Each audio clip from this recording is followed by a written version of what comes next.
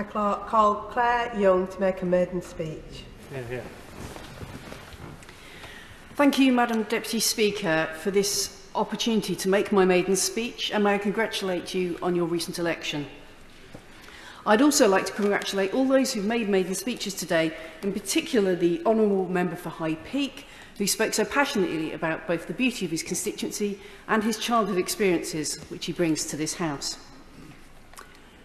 I am honoured to have been elected by the people of Thornbury and Yate to be their voice and champion here in Parliament. Ours is a beautiful and hugely varied rural constituency, with the towns of Thornbury, Yate and Chipping Sodbury, and many villages stretching from Hill, Filefield and Charfield in the north to Bridgate, Syston and Wick in the south.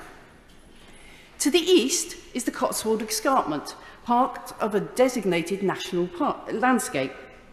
To the west is the Severn Estuary, a Ramscar wetland of international importance and formerly home to the Ost Ferry, made famous by Bob Dylan. There is much worth visiting locally, from historic attractions such as Dereham Park and Acton Court to the more modern. Bristol Zoo Project carries out important international conservation work, while not far away, and I hesitate to mention this when my leader, the Right Honourable Member for Kingston and Surbiton, might be listening, there is an artificial inland surfing lake called the Wave. There is a real history of innovation locally, although sadly my own parish of Frampton Cotterell's claim to the invention of a Stetson hat appears to be little more than an urban legend.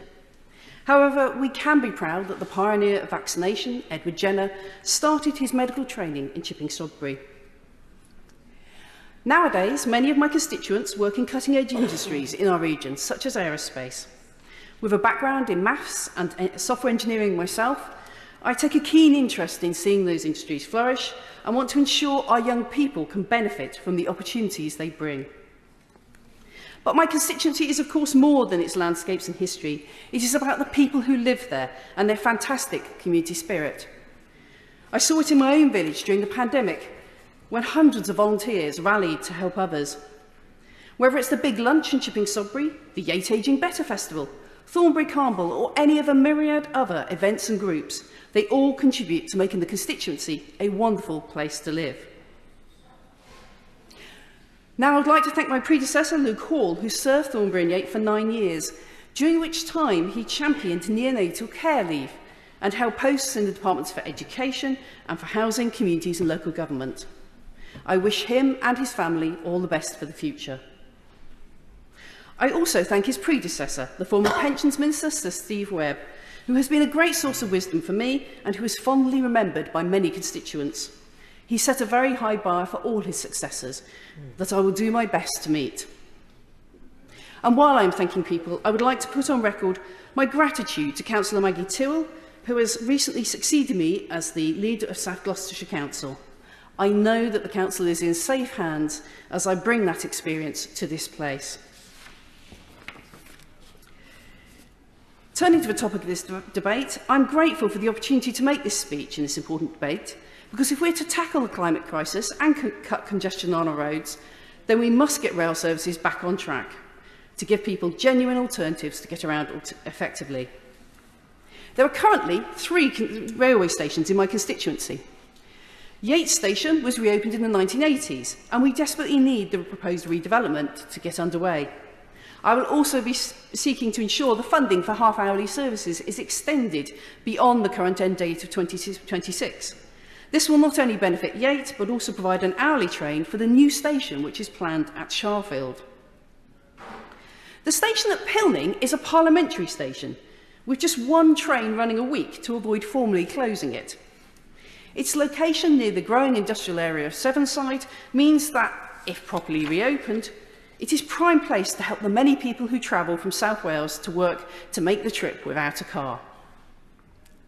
The 3rd station is Severn Beach. Once a seaside resort, the line now serves commuters. However, commuters can be left disappointed by flooding on the line, as well as the fact the service is not more frequent. Rail campaigners are also keen to see other stations reopened, such as Colport Heath and Thornbury.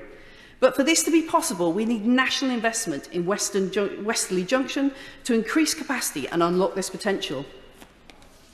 I hope the Secretary of State will commit to making this part of the integrated infrastructure review that was referenced earlier. As my honourable friend, the member for Bath, said, ultimately passengers aren't interested in who runs the trains. They simply want them to run on time and for the tickets to be affordable. Given the continued squeeze on people's finances, I believe we need an immediate freeze on rail fares, and our fragmented ticketing system needs simplifying to cut costs for commuters. We also need to think about the integration with other forms of public transport. In my constituency, we have seen serious cutbacks to local bus services, with many villages left with no regular buses at all.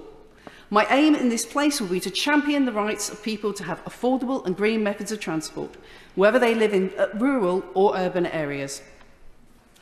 In conclusion, Madam Deputy Speaker, I promise to work tirelessly for my constituents, not only on fixing our railways, but on other issues too, such as the fact that our schools are amongst the lowest funded in the country, and it's almost impossible to register with an NHS dentist locally.